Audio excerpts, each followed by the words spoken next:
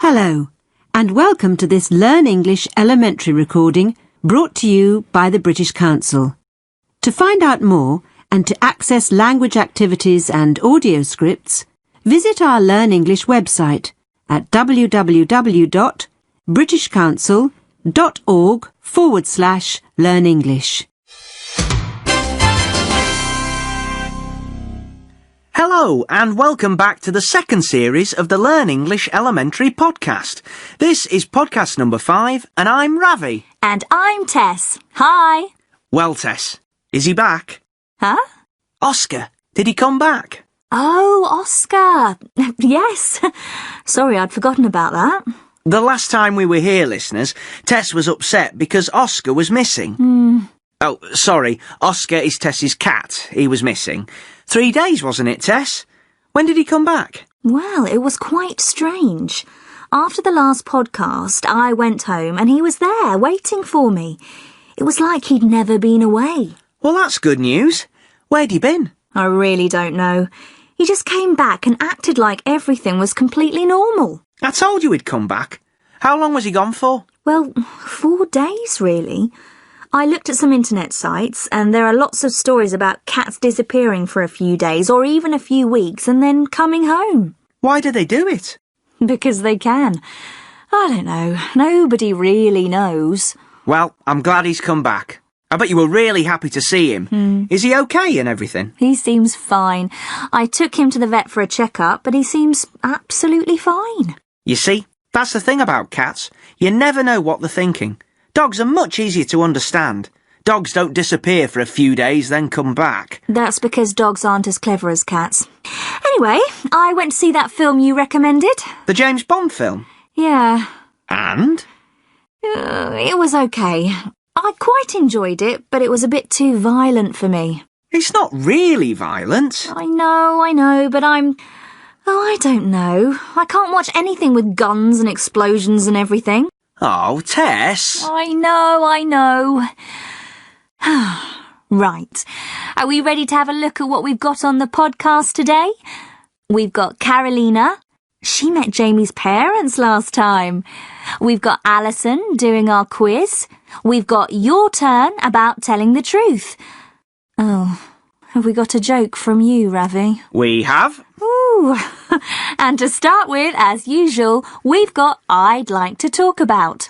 This is the part of the podcast when we ask someone to come in and talk about something that's important for them. A person, a place, a thing, a hobby, anything. And today we've got Raphael with us in the studio. Hi, Raphael. Hi, Ravi. Hi, Tess. And, call me Rafa. That's what my friends call me. Okay. So where are you from, Rafa? Well, actually, I was born in Spain, in Madrid. We lived there till I was 10, then we came to London. My dad's Spanish and my mum's English. Cool. So you're bilingual then, Rafa? Yeah, I guess so. My English is probably better than my Spanish, though. Now, anyway. And what do you do? I work for my dad. He's got a small business selling books, mostly on the internet, so I work with him and I'm learning the business. So don't tell me. You're going to talk about your favourite book. Well, no, actually. I'm going to talk about Formula 1. Formula 1? Great stuff. When I was a kid, my dad used to take me to see Formula 1 and I really, really loved it. The noise, the smells, the people, it was so exciting. Then, when I got a bit older, I wasn't so interested. In those years, Michael Schumacher was always the world champion, and I got bored with seeing Ferrari win all the time. Then, Fernando Alonso won in 2005, and suddenly, hey, it was interesting again. And is that because Fernando Alonso is Spanish, by any chance? Well, yeah, of course. But the races are a lot more fun to watch as well. It's funny. My favourite drivers are Alonso and Lewis Hamilton. One's Spanish and the other's British, so that's pretty good for me. I don't mind who wins. I bet they do. Alonso and Hamilton don't like each other very much, do they? Well, no, that's true. Do you travel for Formula 1? Travel? Sorry, bad question. I mean, do you go abroad to watch the big races? No, unfortunately. I usually watch them on the telly with my dad. Now, if I was rich, my dream is to go and see the Monaco Grand Prix. Ah, yes, that's a famous one. I don't know much about Formula One, but I've heard of Monaco. Yeah? It's a really cool race around the city, round the streets, with loads of corners and turns. It's totally different from racing around a track. If you're really rich, you can sit on your hotel balcony and watch the race. I forget who it was, but somebody, one of the drivers, once said that racing in Monaco is just like riding a bicycle around your living room. And there's a Spanish one now, in Valencia, a street race, I mean. I'm hoping my dad will go next year. And take you with him? That's the plan. But seriously, is it safe?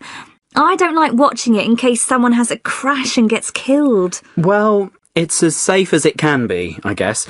It's a big question at the moment, what the rules should be and so on. Obviously, nobody wants to see drivers getting killed, but at the same time, everybody wants the races to be exciting. That's why people watch it, and it isn't exciting if it isn't dangerous. It can't be completely safe. And what about the environment? It isn't a very green sport, is it? That's another good question. Some people think that that will be the future of Formula One, that they'll start making the cars more friendly to the environment. Remember, these people spend millions and millions of pounds on designing new cars, so they might find some technology that can then be used in normal cars. So that would be good. Well, thanks, Raphael. And I hope you get to Monaco one day. Thanks, Ravi. OK, bye, everybody. Bye.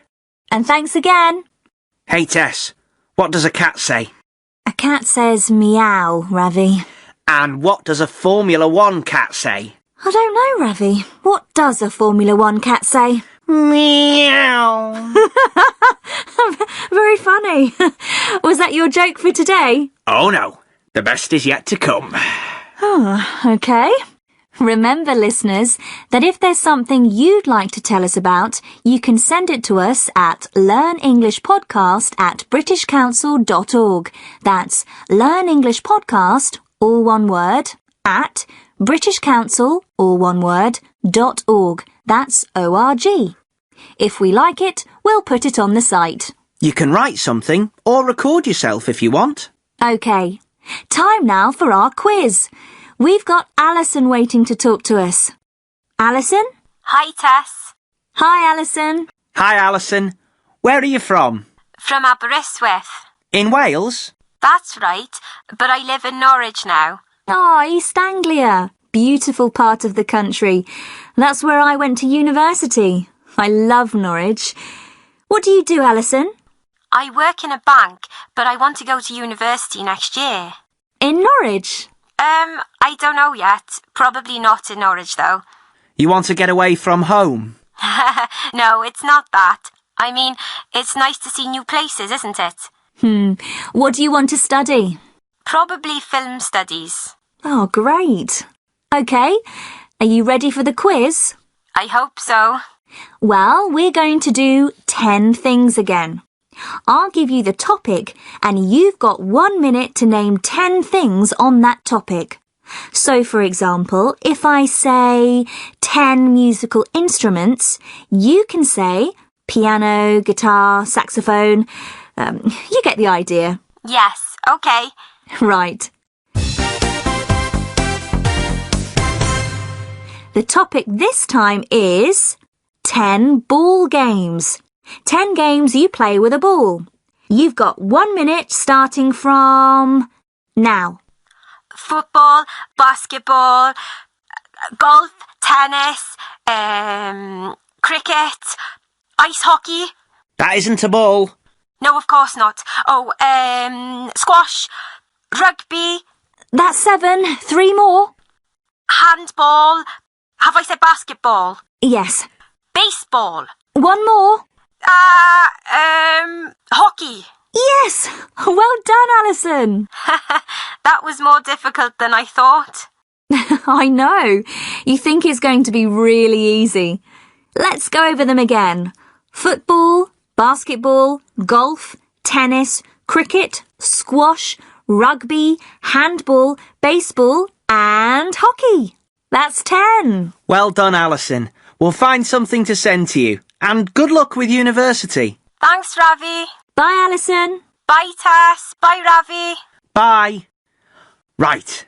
Your turn and Carolina coming up next after this. You are listening to a Learn English elementary recording brought to you by the British Council. To find out about our terms and conditions, visit our website at www.britishcouncil.org/Learn English. Hello again. Now it's time for Your Turn.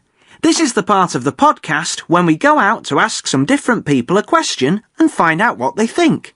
And this time the question is it always best to tell the truth? In other words, is honesty always the best policy? Good question. Is it better to tell the truth, or is it sometimes better to tell a lie? Let's see what people have to say about it. I think it's probably best to tell the truth most of the time. I think if you're dishonest or if you tell a lie, there's often a very good chance that you'll be found out or it will come back to hurt you. So I think on the whole, I think it's better to tell the truth, although I have to say sometimes just so as not to hurt other people's feelings or for other particular reasons, it's probably okay to tell a small lie or to be a little bit dishonest. No, I don't think it's always best to tell the truth. I think it's sometimes a good idea to tell the truth. For example, if you have done something wrong, if you just tell the truth, then usually your problem is easy to solve.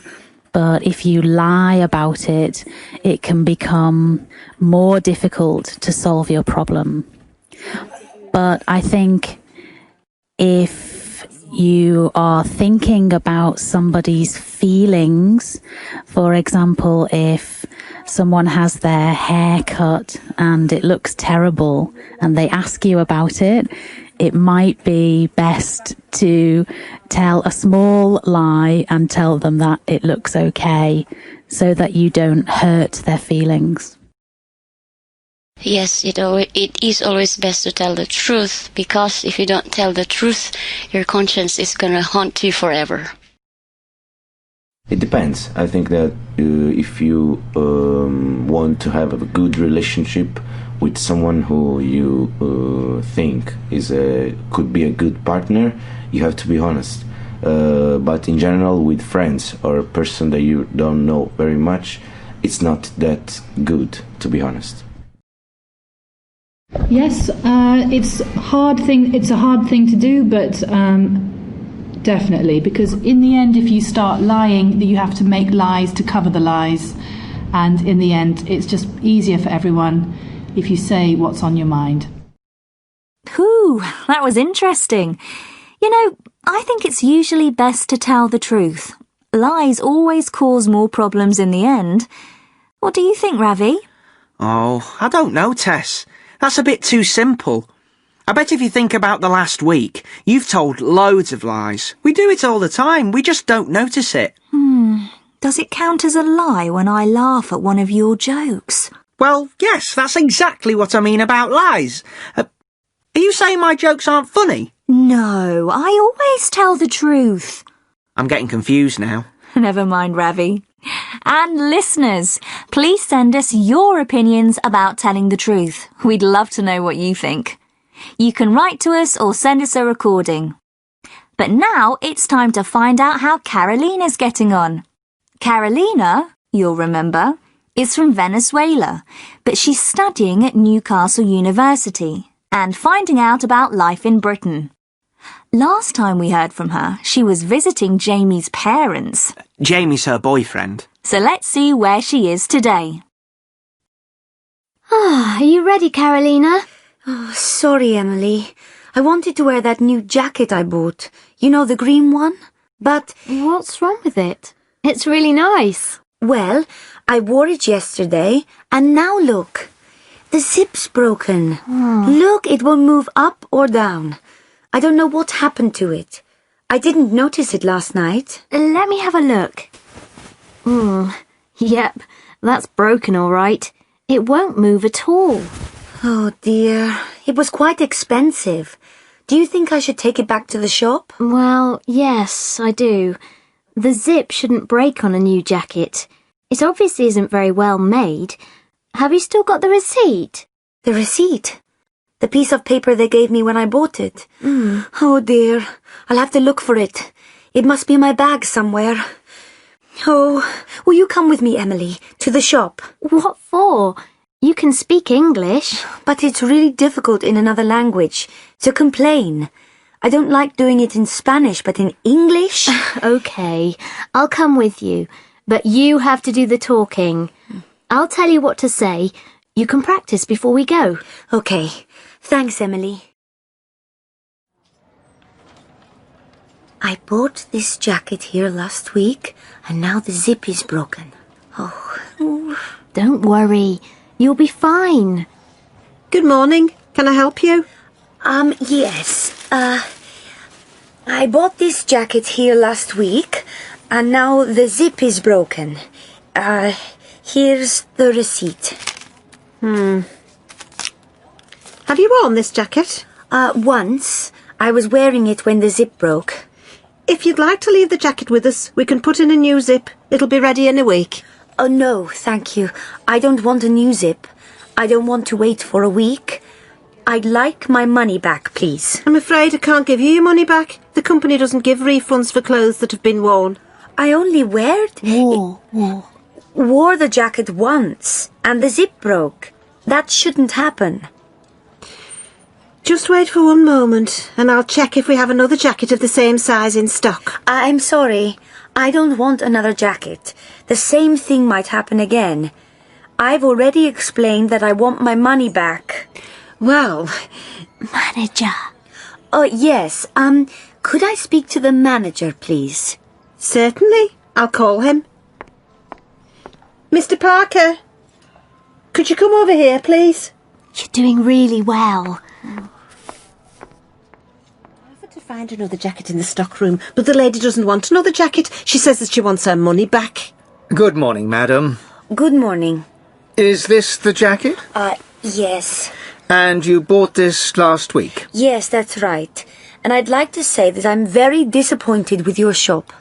I think in the circumstances we can give you a refund. The zip is obviously faulty. Mrs. Johnson, the receipt is for $29.99, I believe. Could you give her the money, please? Certainly, Mr. Parker. Thank you very much. Phew. Well done. Well done, Carolina. This shop assistant wasn't very helpful, was she? No, I know. It depends on the shop, though. They all have different policies. The voice of experience? Well, yes, you know I do a lot of shopping. And let me tell you, it's always a good idea to speak to the manager. Yes, I think Carolina did really well. That's almost the end of this podcast. Ravi? Yes. This is a good one. A man goes into a library. Lots of people are sitting at tables reading and studying. He walks up to the desk and says to the woman, "I'd like a train ticket to Manchester, please." The woman behind the desk looks shocked and says, "I'm sorry, sir, this is a library." The man looks a bit confused for a few seconds and then says, "Oh, I'm terribly sorry. I'd like a train ticket to Manchester, please." Very good. Okay, that really is the end for this podcast. Remember, the address for anything that you want to send us is learnenglishpodcast@britishcouncil.org. Don't go away because Tom the teacher will be here in a moment to talk about some of the language that you heard in the podcast. But now, it's goodbye from Ravi and me. See you next time. Bye! Bye! You are listening to a Learn English elementary recording brought to you by the British Council. To find out more and to access language activities and audio scripts, visit our Learn English website at www britishcouncil.org/learnenglish. Hi, I'm Tom. I'm here at the end of every podcast to talk about some of the language you heard in the programme and to talk about ways to help you learn English. Today, I want to talk about the words everybody and nobody. I'm sure you know what they mean. Listen to Raphael saying goodbye at the end of the I'd like to talk about section. Well, thanks, Raphael, and I hope you get to Monaco one day. Thanks, Ravi. OK, bye, everybody. He says, bye, everybody. He's saying goodbye to all the people that can hear him, not just Tess and Ravi. He could also say, bye, everyone. Everybody and everyone mean exactly the same in English. There's no difference. Now listen to nobody. Tess and Ravi are talking about cats that disappear for a few days and then come home again.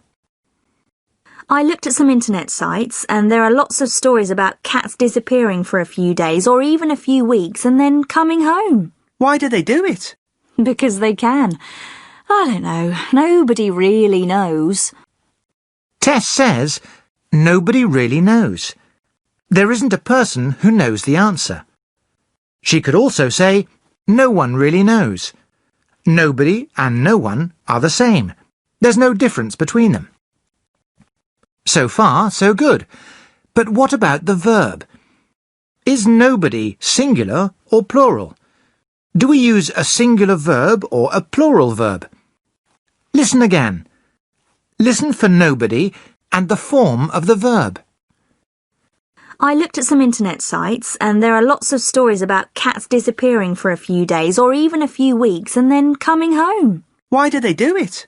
Because they can. I don't know. Nobody really knows. That's right. Nobody knows. Tess uses the third-person singular form of the verb, the form that has an S in the present simple, the form that we use with he, she, or it. Here's another example. Rafa is talking about Formula 1. Listen for nobody and the verb. Well, it's as safe as it can be, I guess. It's a big question at the moment, what the rules should be and so on. Obviously, nobody wants to see drivers getting killed. Yes, he says nobody wants. So try to remember to use the third-person singular verb form with nobody or no one. Now listen to Rafa again, but this time listen for everybody. What form of the verb does he use? Well, it's as safe as it can be, I guess. It's a big question at the moment, what the rules should be and so on. Obviously, nobody wants to see drivers getting killed, but at the same time, everybody wants the races to be exciting. That's why people watch it. Yes, he says everybody wants. He uses the third-person singular form of the verb with an S. This probably seems strange to you.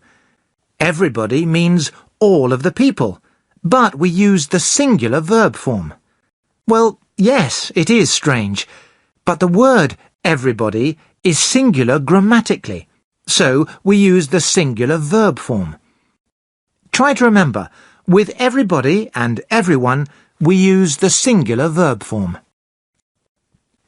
Now for something different. If you visit Britain, or another English-speaking country, you might have to speak English in difficult situations. Like Carolina when she had to take a jacket back to the shop and complain about the broken zip. Listen to Carolina and Emily. What does Emily tell Carolina to do? Oh, will you come with me, Emily, to the shop? What for? You can speak English. But it's really difficult in another language, so complain. I don't like doing it in Spanish, but in English? OK, I'll come with you, but you have to do the talking. I'll tell you what to say. You can practice before we go. Yes, she says, you can practice before we go. That really is very good advice. If you know that you have to speak English in a difficult situation, then take some time and plan what you are going to say. Then you can use a dictionary to find the words that you need to use. Write it down on a piece of paper if you want, and learn it. Or practice the dialogue with a friend. You'll feel much more confident about what you're going to say, just like Carolina. She did really well in the shop. The manager gave her her money back. Now I want to look at another word, the word actually. Listen to Tess and Rafa. What does Rafa mean when he uses actually? I work for my dad. He's got a small business selling books, mostly on the internet, so I work with him and I'm learning the business. So don't tell me. You're going to talk about your favourite book. Well, no, actually. I'm going to talk about Formula 1. Did you hear it? Rafa sells books, so Tess thinks he's going to talk about a book. And Rafa says, well, no, actually, I'm going to talk about Formula 1. He says actually because he's saying something different from what Tess expected. Listen to another example, from Tess and Rafa again. OK, so where are you from, Rafa? Well, actually I was born in Spain, in Madrid. We lived there till I was 10, then we came to London. Rafa says, well, actually I was born in Spain. He says that because he knows that Tess thinks he's probably British, that he comes from somewhere in Britain. He knows that she'll be surprised that he was born in Spain. In some languages, like Portuguese for example, actually is a false friend. That means that the word in English has a different meaning to the word in Portuguese. Actually in English means in reality. It means that you're giving the true information about something. It doesn't mean at the moment or nowadays. I talked about false friends in Series 1, in podcast number 7, and there's an exercise in the support materials too. If someone says, "You're Spanish, aren't you?" you can say, "Well, actually, I'm Mexican." Try to notice actually in the English that you read and hear this week. Now for a phrase that you can use this week in English. Listen to Ravi talking to Alison at the end of the quiz. Well done, Alison. We'll find something to send to you. And good luck with university. Thanks, Ravi. Ravi says, good luck with university. He hopes that everything goes well for Alison when she goes to university.